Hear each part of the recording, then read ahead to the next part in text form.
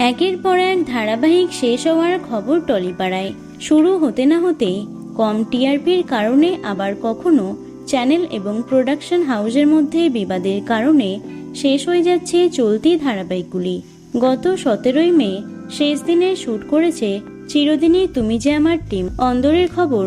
এবার নাকি শেষের পথে গৌরব সোলাঙ্কির মিলন হবে কতদিনে। সত্যি কি এই ধারাবাহিকটি বন্ধ হচ্ছে?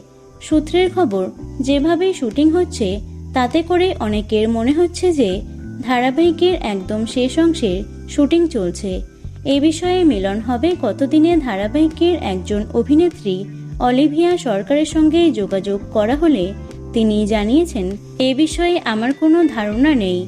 প্রযোজনা সংস্থার তরফে এই ধরনের কোনো তথ্য দেওয়া হয়নি, তাই ধারাবাহিক বন্ধ হচ্ছে কিনা এ বিষয়ে আমি কিছুই জানি না, বলতে পারবো না। বর্তমানে বেশিরভাগ ধারাবাহিকের ভবিষ্যৎ নির্ভর করে টিআরপির উপর। টিআরপি কম থাকলে যে কোনো সময় বন্ধ হয়ে যেতে পারে ধারাবাহিকটি।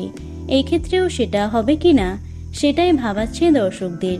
তো বন্ধুরা, গৌরব সোলাঙ্কি জুটির মেগা মিলন হবে কতদিনে?